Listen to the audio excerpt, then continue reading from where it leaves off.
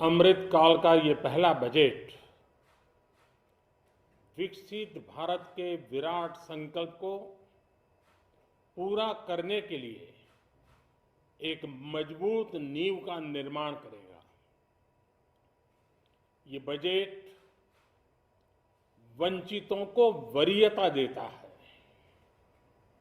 ये बजट आज की एस्पिरेशनल सोसाइटी, गांव, गरीब, किसान, मध्यम वर्ग सभी के सपनों को पूरा करेगा।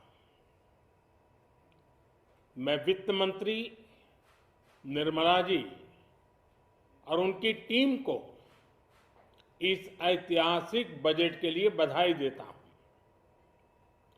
साथियों, परंपरागत रूप से अपने हाथ से औजारों और टूल्स से कड़ी मेहनत कर कुछ न कुछ सृजन करने वाले करोड़ों विश्वकर्मा इस देश के निर्माता है। लोहार, सुनार, कुम्हार, सुथार, मूर्तिकार, कारीगर, मिस्त्री, अनगिनत लोगों की बहुत बड़ी लंबी लिस्ट है। इन सभी विश्वकर्माओं की मेहनत और सृजन को देश इस बजट में पहली बार अनेक प्रोत्साहन योजना लेकर के आया है।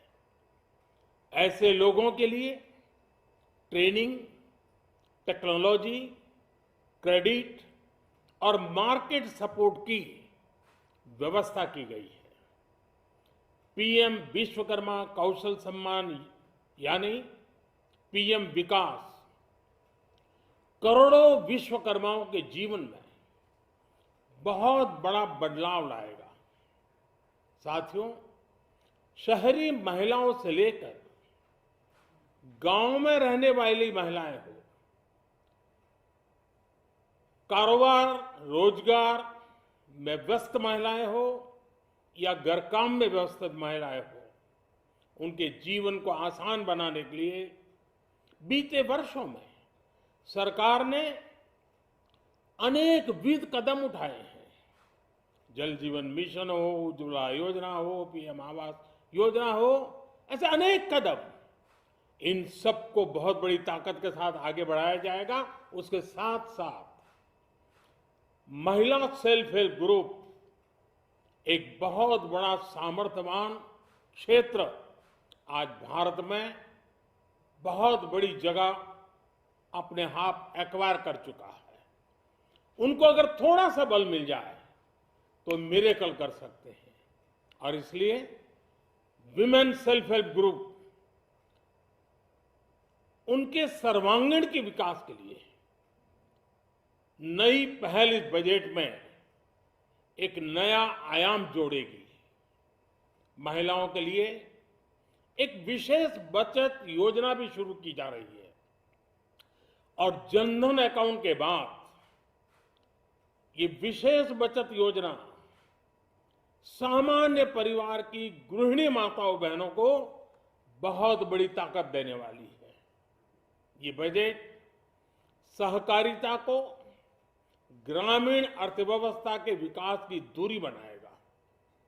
सरकार ने कोऑपरेटिव सेक्टर में दुनिया की सबसे बड़ी अन्न भंडारण योजना बनाई है, स्टोरेज कैपेसिटी। बजट में नए प्राइमरी कोऑपरेटिव्स बनाने के लिए एक महत्वाकांक्षी योजना का भी ऐलान हुआ है।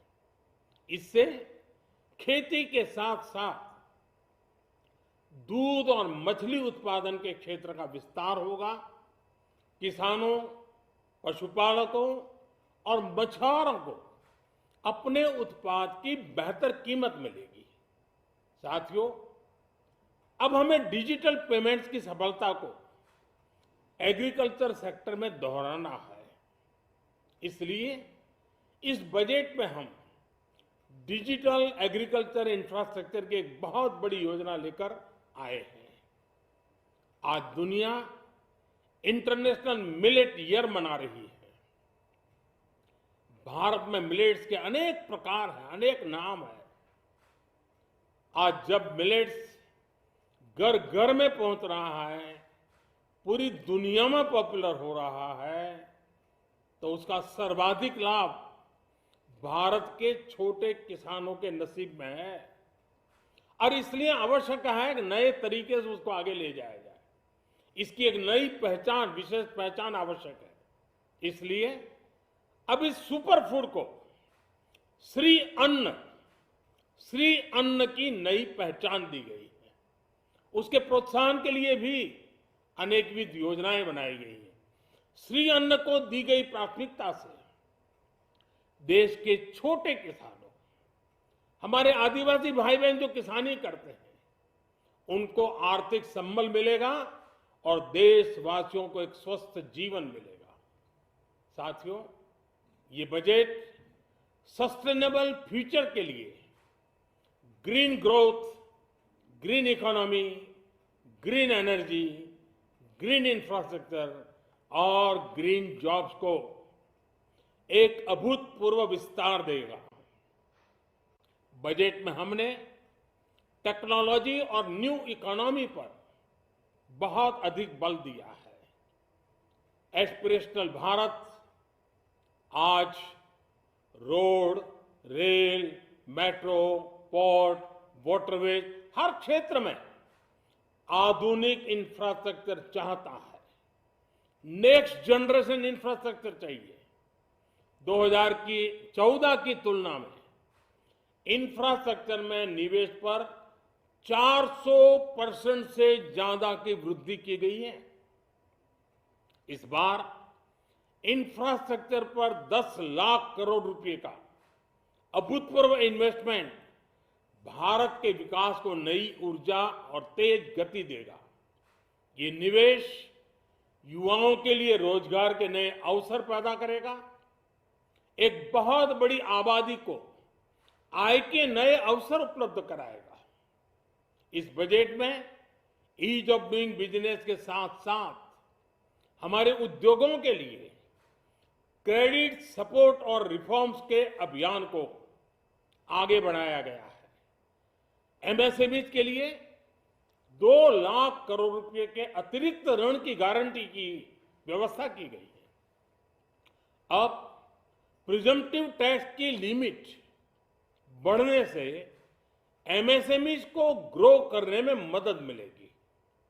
बड़ी कंपनियां द्वारा एमएसएमईज को समय पर पेमेंट मिले, इसके लिए नई व्यवस्था बनाई गई है।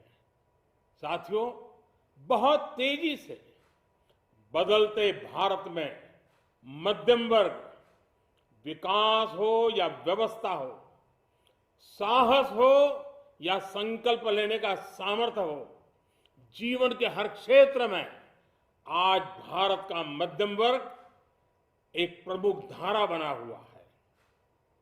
समृद्ध और विकसित भारत के सपनों को पूरा करने के लिए मध्यम वर्ग एक बहुत बड़ी ताकत है। जैसे भारत की युवा शक्ति ये भारत का विशेष सामर्थ्य है, वैसे ही बढ़ता हुआ भारत का मध्यम वर्ग भी एक बहुत बड़ी शक्ति है। मध्यम वर्ग को सशक्त बनाने के लिए हमारी सरकार ने बीते वर्षों में अनेकों निर्णय लिए और ईज ऑफ लिविंग को सुनिश्चित किया है।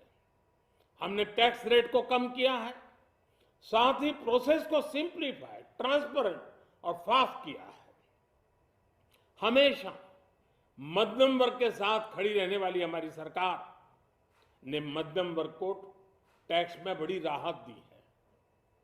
इस सर्वस्पर्शी और विकसित भारत के निर्माण को गति देने वाले बजट के लिए मैं फिर एक बार निर्मला जी और उनकी पूरी टीम को बहुत बहुत बधाई देता हूं और देशवासियों को भी बहुत बधाई के साथ साथ मैं आह्वान करता हूं, आइए